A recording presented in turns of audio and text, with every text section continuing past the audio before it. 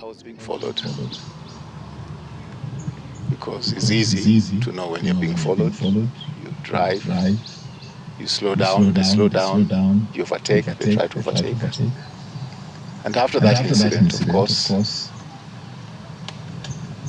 I reported to current police station, and the reference OB that's on Friday is 21/21/03/2026.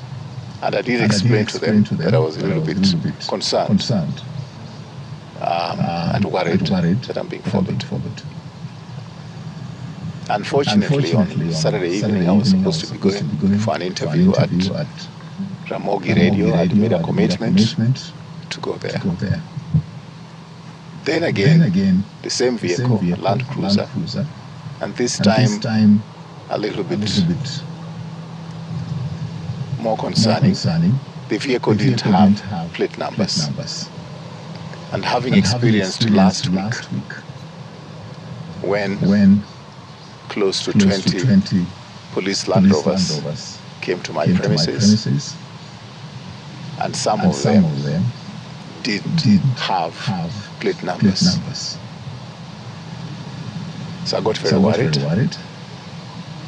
I happened to have my aide next to me, but I was the one driving. I tend to drive myself very often. And by the time I reached Karen roundabout, they really closed in. And now they're definitely making sure that I'm back to back with me. So fortunately, I know Karen well. I branched into Nandi Road. You are not able to branch into Nandi Road. If you go, you can see how that road is structured there. So it meant that they either had to turn and face the oncoming traffic to follow me, or they had to go around. That's how I lost them. Of course, I went into some roads within Karen, and I realized that since I was being followed, I'd already reported to the police. I abandoned the vehicle there. I want to thank Kenyans, but I also especially want to thank a family in Kiambu, the boundary between here and Kiambu, that were able to give me shelter. They didn't care what my tribe is. They just saw me as a human being. Until yesterday, past midnight, when I was able to come here. My family is very traumatized. And I think that all my relatives are traumatized. Kenyans of goodwill are traumatized.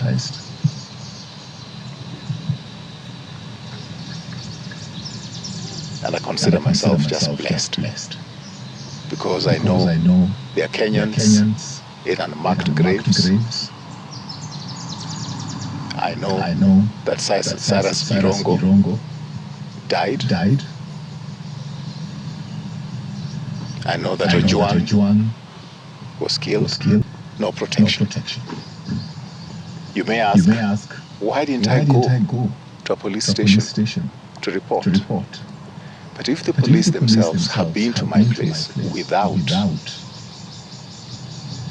plate numbers on their vehicles, how do you go report? I think there was a case of Gaido who was abducted at Karen police station. So I've had to think from past midnight when I was here, what do I do next? If I go to the police station, Gaido was abducted in front of the police station where he thought he was going for safety. So at least I had to contact those who I could contact. And I want to thank my senior brother, Kaloso Musyoka, for being in solidarity with me as soon as he learned I was here. He has come. And all my former colleague in Parliament, Speaker Muturi, my younger brother,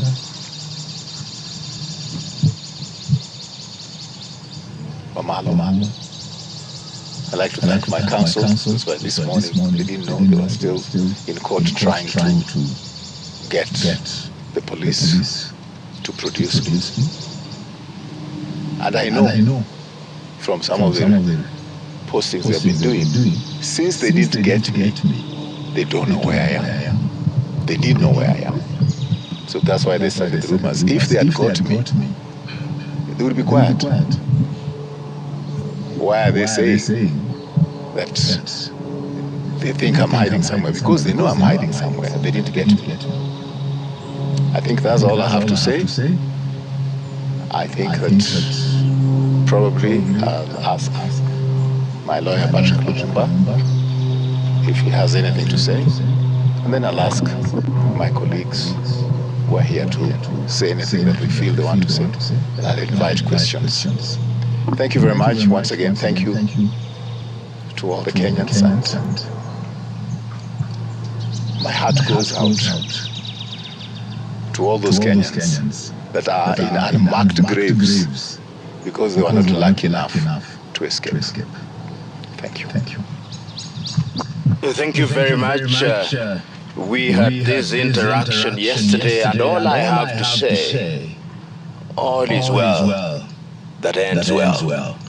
It is good to see you alive and well, and our hope and prayer is that all matters that may have given birth to this will be litigated in court and dealt with in accordance with the law. Thank you very much. Well, PLO has spoken, and we are in complete agreement. We thank God that our brother is alive and well. And we know Raphael Tuju, and we know what he has gone through. I have absolutely no reason not to believe what he has just said. And the truth of the matter is there's an abduction squad in town. So let everybody calm down and adhere to the principles of constitutionalism and the rule of law. We are a country under the rule of law.